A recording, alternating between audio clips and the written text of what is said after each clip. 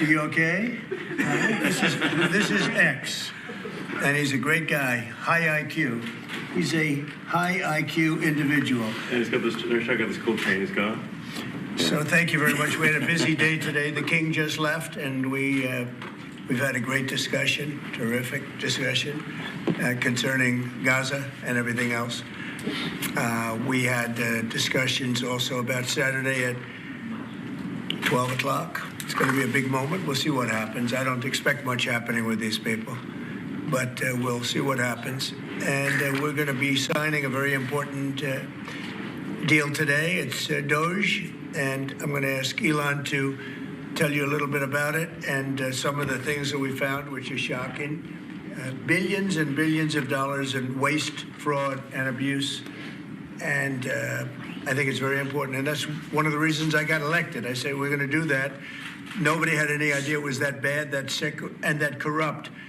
And it seems hard to believe that judges want to try and stop us from looking for corruption, especially when we found hundreds of millions of dollars worth, much more than that, in just a short period of time. We want to weed out the corruption. And it seems hard to believe that a judge could say, we don't want you to do that. Well, so maybe we have to look at the judges, because that's very serious. I think it's a very serious violation. I'll ask Elon Musk to say a few words, and we'll take some questions. Elon, go ahead. Sure. So at a high level, if you say, what is the goal of Doge, and I think a significant part of the presidency is to restore democracy. This may seem like, well, aren't we in a democracy? Well, if you don't have a feedback loop, FAX, we would have to, if you it's all right. I tell you, gravitas can be difficult sometimes. If there's not a good feedback loop from the people to the government, and if you have rule of the bureaucrat, if the bureaucracy is in charge, and then what meaning does democracy actually have? If the people cannot vote and have their will be decided by their elected representatives in the form of the president and the Senate and the House, then we don't live in a democracy, we live in a bureaucracy. So it's incredibly important that we close that feedback loop, we fix that feedback loop, and that the public's elected representatives, the president, the House, and the Senate, decide what happens, as opposed to a large unelected bureaucracy. This is not to say that there are good people who are in the federal bureaucracy, but you can't have an autonomous federal bureaucracy. You have to have one that is responsive to the people. That's the whole point of a democracy. And if you looked at this, if you looked at the founders today and said, what do you think of the way things have turned out? Well, we have this unelected, fourth unconstitutional branch of government, which is the bureaucracy, which has, in a lot of ways, currently more power than any elected representative.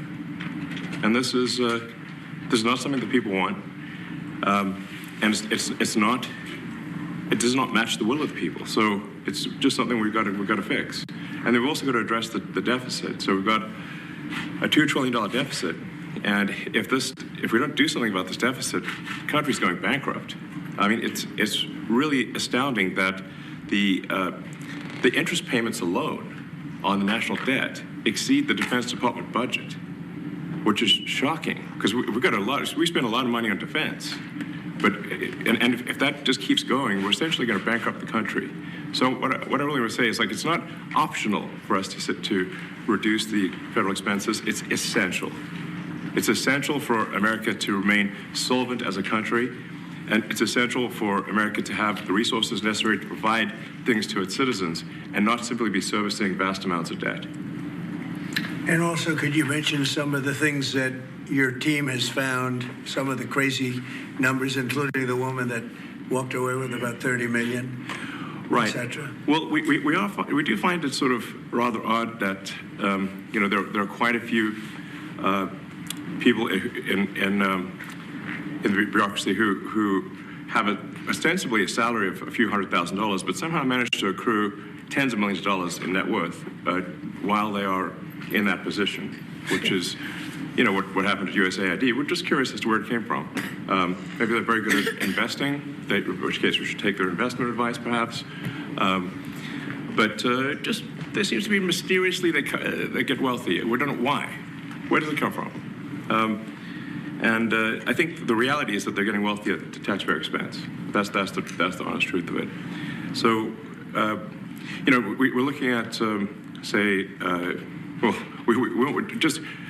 if you look at, say Treasury, for example, basic controls that should be in place, that are in place in any company, such as making sure that any given payment has a payment categorization code, that there is a comment field that describes the payment, and that if a payment is on the do not pay list, that you don't actually pay it.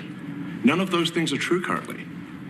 So the reason that departments can't pass audits is because the payments don't have a categorization code. It's like just a massive number of blank checks just flying out the building. So you can't reconcile blank checks. You've got comment fields that are also blank, so you don't know why the payment was made. And then we've got this truly absurd, a do not pay list, which can take up to a year for an organization to get on a do not pay list. And this, we're talking about terrorist organizations, we're talking about known fraudsters, known aspects of waste, known things that do not match any congressional appropriation, can take up to a year to get on the list, and even once on the list is not used. It's mind-blowing. So what we're talking about here, we're really just talking about adding common sense controls that should be present, that haven't been present. So you say, like, well, how could such a thing arise? That seems crazy. When you understand that really everything is geared towards complaint minimization, so then you understand the motivations. So if people receive money, they don't complain, obviously. But if people don't receive money, they do complain. And the fraudsters complain the loudest and the fastest. So then when you understand that, then it makes sense. Oh, that's why everything they approve all the payments at Treasury.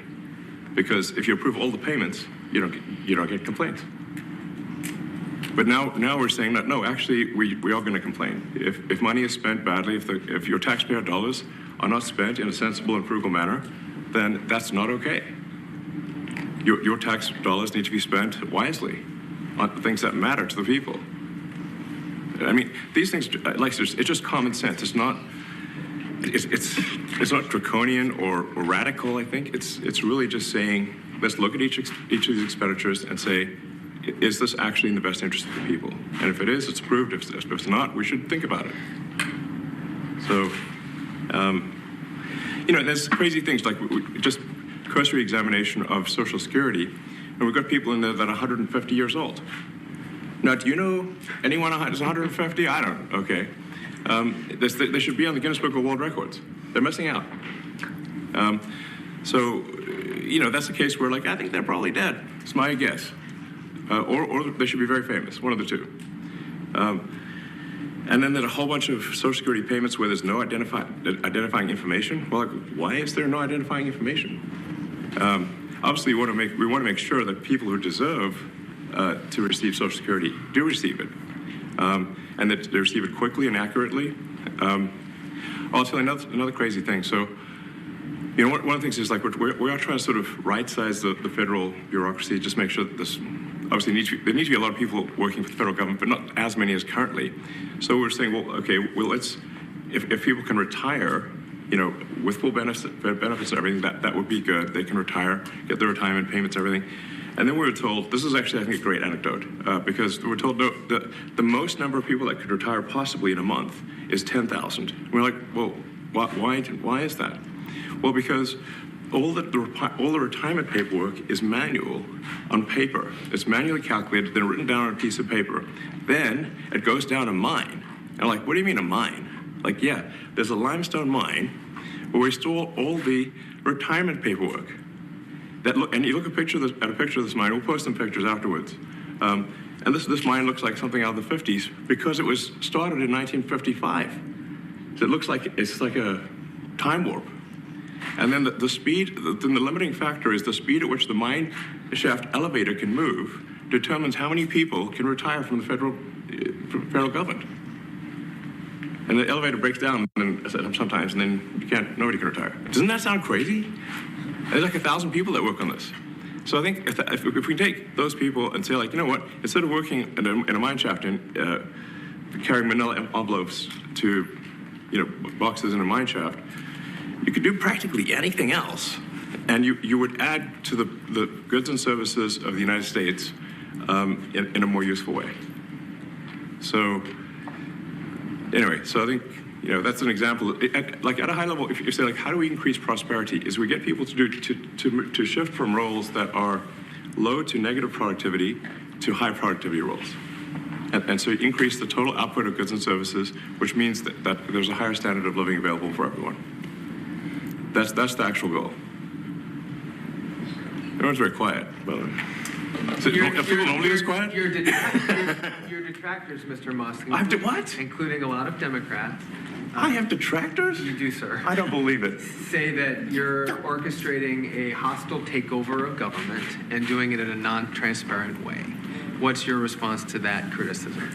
Well, first of all, you couldn't ask for a stronger mandate from the public. The public voted. We have a majority of the public voting for President Trump. We won the House. We won the Senate. The people voted for major government reform. There should be no doubt about that. That was on the campaign. The president spoke about that at every rally. The people voted for major government reform, and that's what the people are going to get. They're going to get what they voted for. And a lot of times, people that don't get what they voted for, but in this presidency, they are going to get what they voted for. And that's what democracy is all about. Mr. Musk, the White House says that you will identify and excuse yourself from any conflicts of interest that you may have. Does that mean that you are, in effect, policing yourself? What are the checks and balances that are in place to ensure that there is accountability and transparency?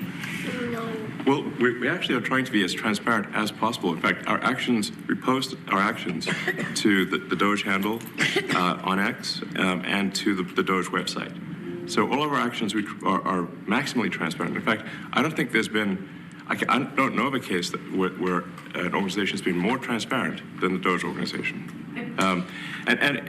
So, and the kind of things we're doing are, I think, very, very simple and basic. They're not, what I mentioned, for example, about Treasury, just making sure that payments that go out, taxpayer money that goes out, is categorized correctly, that the payment is explained, that organizations on the do not pay list, which takes a lot to get there, that actually are not paid, which currently they are paid. These are not individual judgment decisions. These are about simply having sensible checks and balances in the system itself to ensure that taxpayer money is spent well. So it's got nothing to do with, like, say, a contract with some company of mine at all. But if there is a conflict of interest when it comes to you yourself, for instance, you've received billions of dollars in federal contracts. When it comes to the Pentagon, for instance, which the president, I know, has directed you to look into. Yeah. Are you policing yourself in that? Is there any sort of accountability check and balance in place that would provide any transparency for the American people? Well, all of our actions are fully public. So if you see anything, you say, like, wait a second, hey, Elon, that seems like maybe that's, there's a conflict there. It's not like people are going to be shy about saying that. They'll say it immediately, Including you yourself. Yes. But transparency is what builds trust, not simply somebody asserting trust. So not somebody saying they're trustworthy, but transparency, so you can see everything that's going on. And then you can see, am I doing something that benefits one of my companies or not? It's totally obvious. And if we thought that, we would not let him do that segment or look in that area. If we thought there was a lack of transparency or a conflict of interest. And we watch that also. He's a big businessman. He's a successful guy. That's why we want him doing this. We don't want an unsuccessful guy doing this. Now, one thing also that Elon hasn't really mentioned are the groups of people that are getting some of these payments. They're ridiculous. And we're talking about billions of dollars that we've already found. We found fraud and abuse. I would say those two words as opposed to the third word that I usually use, but in this case, fraud and abuse. It's abusive because most of these things are virtually made up, or certainly money shouldn't be sent to them. And you know what I'm talking about. It's crazy. So, but we're talking about tens of billions of dollars that we've already found. And now a judge who's an activist judge wants to try and stop us from doing this. Why? Why would they want to do that? I campaigned on this. I campaigned on the fact that I said government is corrupt. And it is very corrupt. It's very, very, it's also foolish. As an example, a man has a contract for 3 months and the contract ends, but they keep paying him for the next 20 years, because nobody ends a contract. You get a lot of that. You have a contract that's a 3-month contract. Now, normally, if you're in a small, in all fairness, it's the size of this thing is so big. Yeah. But if you have a contract and you're in a regular business, you end the contract in 3 months, it's a consultant. Here's a contract for 3 months, but it goes on for 20 years. And the guy doesn't say that he got money for 20 years, They don't say it. They just keep getting checks month after month. And you have various things like that, and even much worse than that, actually, much worse. And I guess you call that incompetence, maybe. Yeah. It could be corruption. It could be a deals made on both sides, where the guy gets the money, he kicks. I think there's a lot of kickback here. I see a lot of kickback here. There's a lot of kickbacks. Tremendous kickback, because nobody could be so stupid to give out some of these contracts. Yes. So he has to get a kickback. So that's what I got elected for, that and borders and military and a lot of things, but this is a big part of it.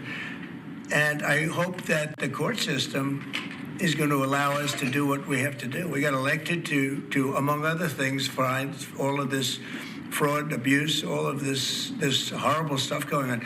And we've already found billions of dollars, not like a little bit, billions, many billions of dollars. And when you get down to it, it's going to be probably close to $1 trillion. It could be close to $1 trillion that we're going to find. That will have quite an impact on the budget. And you'll go to a judge where they handpick a judge, and he has certain leanings. I'm not knocking anybody for that, but he has certain leanings, and he wants us to stop looking. How do you stop looking? I mean, we've already found it. We have a case in New York where a hotel has paid $59 million, $59 million because it's housing migrants, illegal migrants, all illegal, I believe. And they were being paid twice the normal room rate at 100% occupancy. Unbelievable. So it's a racket. Mr. Musk, can I ask you a question? You Well, said if I may sort of just going for the president's comments, at a high level, you say, well, what are the two ingredients that are really necessary in order to cut the budget deficit in half from $2 trillion to $1 trillion? And it's really two things: competence and caring. And if you add competence and caring, you'll cut the budget deficit in half. And I fully expect to be scrutinized and get a daily proctology exam, basically. Might as well just camp out there. So it's not like I think I can get away with something. I'll be scrutinized nonstop. But with the support of the president, we can cut the budget deficit in half from $2 trillion to $1 trillion. And then with deregulation, because there's a lot of sort of regulations that don't ultimately serve the public good. We need to free the builders of America to build. And if we do that, that means I think we can get the economic growth to be maybe 3-4%, maybe 5%. And that means if you can get $1 trillion of economic growth and you can cut the budget deficit by $1 trillion, between now and next year, there is no inflation. There's no inflation in 26. And if the government is not borrowing as much, it means that interest costs decline. So the mortgage, their car payment, their credit card bills, anything, their student debt, the monthly payments drop. That's a fantastic scenario for the average American. I mean, imagine they're going down the grocery aisle and the prices from one year to the next are the same, and their mortgage, all their debt payments dropped. How great is that for the average American? We had That's no what we're aiming idea. We had no idea we were going to find this much, and it's open. It's not like complicated. It's not that simple stuff. complicated. It's a like lot of work. We Yeah. can't believe it. A lot of work. A lot of smart people involved. Very, very smart people. But you're talking about anywhere maybe $500 billion. It's crazy the kind of numbers you're It's really talking crazy. about. Normally when you're looking at something, you're looking for 1 out of 100. Here, you're almost reversing it. You look for one that's good, Yeah. and you can look at the title, and you say, why are we doing this? Why are we doing that? And the public gets it. You know, the public gets it. You've seen the polls. The public is saying, why are we paying all this money? This for years, this has gone on. Mr. Musk, President you Trump, said on Senator- Yeah, go ahead. Wait, go ahead. Senator Rand Paul today said that DOJ cuts will ultimately need a vote in Congress. Do you agree with that? Is that the I plan? really don't know. I know this. We're finding tremendous fraud and tremendous abuse. If I need a vote of Congress to find fraud and abuse, it's fine with me. I think we'll get the vote, although there'll be some people that wouldn't vote. And how could a judge want to hold us back from finding all of this fraud and finding all of this incompetence? Why would that happen? Why would even Congress want to do that? Now, Congress, if we do need a vote, I think we'd get a very easy vote because we have a track record now. We've already found billions of dollars of abuse, incompetence, and corruption. A lot of corruption. If a judge does block one of your policies, part of your agenda, will you abide by that ruling? Will you Well, comply I with that always order? abide by the courts, and then I'll have to appeal it. But then what he's done is he slowed down the momentum. And it gives crooked people more time to cover up the books. You know, if a person's crooked and they get caught, other people see that, and all of a sudden it becomes harder later on. So, yeah, the answer is I always abide by the courts, always abide by them, and will appeal. But appeals take a long time, and I would hope that a judge, if you go into a judge and you show him, here's a corrupt situation, we have a check to be sent, but we found it to be corrupt. Do you want us to send this corrupt check to a person, or do you want us not to give it and give it back to the taxpayer? I would hope a judge would say, don't send it, give it back to the taxpayer. Yeah, if I can add to that, what we're finding is that a bunch of the fraud is not even going to Americans. So I think we can all agree that if there's going to be fraud, it should at least go to Americans. But a bunch of the fraud rings that are operating in the United States and taking advantage of the federal government, especially in the entitlements programs, are actually foreign fraud rings. They're operating in other countries and actually exporting money to other countries. We should stop that. Mr. Musk, And this is big numbers. Talk about $100 to $200 billion a year. Serious money. Mr. Musk, you said on X that an example of the fraud that you have cited was $50 million of condoms was sent to Gaza. But after fact-check this, apparently Gaza in Mozambique, and the program was to protect them against HIV. So can you correct the statements? It wasn't sent to Hamas, actually. It was sent to Mozambique, which makes sense why condoms was sent there. Yeah. And how can we make sure that all the statements that you said were correct, so we can trust what you say? Well, first of all, some of the things that I say will be incorrect and should be corrected. So nobody's going to bat 1,000. I mean, we will make mistakes, but we'll act quickly to correct any mistakes. I'm not sure we should be sending $50 million worth of condoms to anywhere, frankly. I'm not sure that's something Americans would be really excited about. And that is really an enormous number of condoms, if you think about it. But if it went to Mozambique instead of Gaza, I'm like, okay, that's not as bad, but still, why are we doing that? Mr. Musk, can you talk a little bit about how closely you're working with agency heads as you're directing these cuts? Do they have how much input do agency heads have when you're making these decisions? Yeah, we work closely with the agency heads, there are sort of checks in place. So it's not just us just going in and doing things willy-nilly. It's in partnership with the agency heads, and I check frequently with the president to make sure that this is what the president wants to have happen. So we talk almost every day, and I double check things to make sure, is this something, Mr. President, you want us to do this? Then we'll do it. USAID has been one of your main targets. Are you concerned at all that some of the cuts or that shutting that agency altogether may lead to diseases or other bigger problems starting in other countries that then come to the United States? Yeah, so that's an interesting example. So that's something where we work closely with the State Department and Secretary Rubio. And we have, for example, turned on funding for Ebola prevention and for HIV prevention. Left that, you said? Yes, correct. And we are moving fast, so we will make mistakes, but we'll also fix the mistakes very quickly. As a worthy cause, USAID? I think that there's some worthy things, but overall, if you say what was the bang for the buck, I would say it was not very good. And there was far too much of what USAID was doing was influencing elections in ways that I think were dubious and do not stand the light of day. I can just ask a follow-up to the Pentagon contracts. If you have received billions of dollars in contracts from the Pentagon, and the president's directing you to look into the Department of Defense, is that which we a definitely need conflict to of do and interest? are going to do at the president's request. Does that present a conflict of interest for you? No, because you'd have to look at the individual contract and say, first of all, I'm not the one, filing the contract. It's people at SpaceX or someone who will be putting for the contract.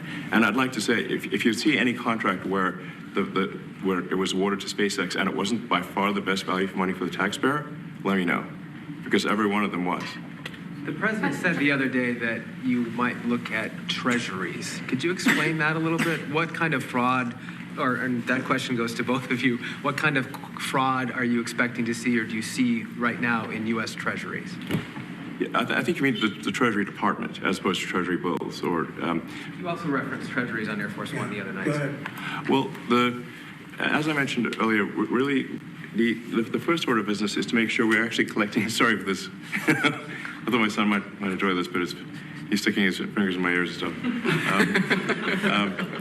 So it's a bit hard to hear sometimes. Hey, stop that.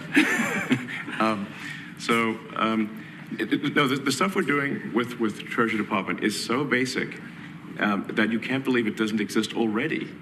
So for example, like I mentioned, just making sure that when a payment goes out, it has to have a payment categorization code. It's like, what type of payment is this? You can't just leave the field blank. Currently, many payments, the field is left blank. And you have to describe what's the payment for, some basic rationalization. That also is left blank. So this is why, the Pentagon, when's the last time the Pentagon passed an audit? I mean, a decade ago, maybe?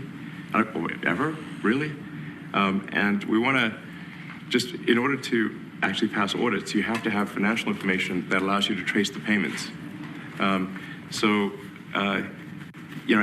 once in a while, the Treasury has to pause payments if it thinks the payment is going to a fraudulent organization. If a company or an organization is on a do not pay list, we should not pay it. I'm sure you would agree. Like, if it's quite hard to get on that payment, the do not pay list, it means that this is someone that is like dead people, terrorists, known fraudsters, that kind of thing. We should not pay them. But currently we do, which is crazy. We should stop that. Many transactions. And by the way, hundreds, thousands of transactions like that. We have a big team. And for the sake of the country, I hope that the person that's in charge and the other people that report to me that are in charge are allowed to do the right thing, namely make sure everything's honest, legitimate, and competent. But we're looking at just, when you look at USAID, that's one. We're going to look at the military. We're going to look at education. They're much bigger areas. But the USAID is really corrupt. I'll tell you, it's corrupt. It's incompetent, and it's really corrupt. And I can't imagine a judge saying, well, it may be corrupt, but you don't have the right. You got elected to look over the country and to, as we say, make America great again, but you don't have the right to go and look and see whether or not things are right that they're paying or that things are honest that they're paying. And nobody can even believe this. Other people, law professors, they've been saying, how can you take that person's right away? You're supposed to be running the country, but we're not allowed to look at who they're paying it to and what they're paying. We have massive amounts of fraud that we caught. I think we probably caught way over a lot of billions of dollars already in, 2 weeks? Yes. And it's going to go to numbers that you're not going to believe. And much, as I said, much is incompetence and much is dishonesty. We have to catch it. And the only way we're going to catch it is to look for it. And if a judge is going to say you're not allowed to look for it, that's pretty sad for our country. I don't understand how it could even work. On the buyout program, can you personally guarantee that? Which one? The buyout program, the operative federal workers. Can you personally guarantee that the workers who opt in to resign now will be paid through Well, they'll September? get their money, but they're getting a good deal. They're getting a big buyout. And what we're trying to do is reduce government. We have too many people. We have office space. It's occupied by 4%. Nobody's showing up to work because they were told not to. And then Biden gave them a 5-year pass, some of them, 48,000 of them, gave them a 5-year pass, that for 5 years you don't have to show up to work. And let me tell you, this is largely, much of this stuff is because of Biden. It's his fault. He allowed this country, what he did on our border. What he did on our border is almost not as bad as what he did with all of these contracts that have come out. It's a very sad day when we look at it. I can't even believe it. But many contracts just extend and they just keep extending, and there was nobody there to correct it. And that cannot be, I can't imagine that could be held up by the court. Any court that would say that the president or his representatives, like Secretary of the Treasury, Secretary of State, whatever, doesn't have the right to go over their books and make sure everything's honest. I mean, how can you have a country? You can't have anything that way. You can't have a business that way. You can't have a country that way. Hey, thank you very much, everybody. Thank you. Coming back tonight.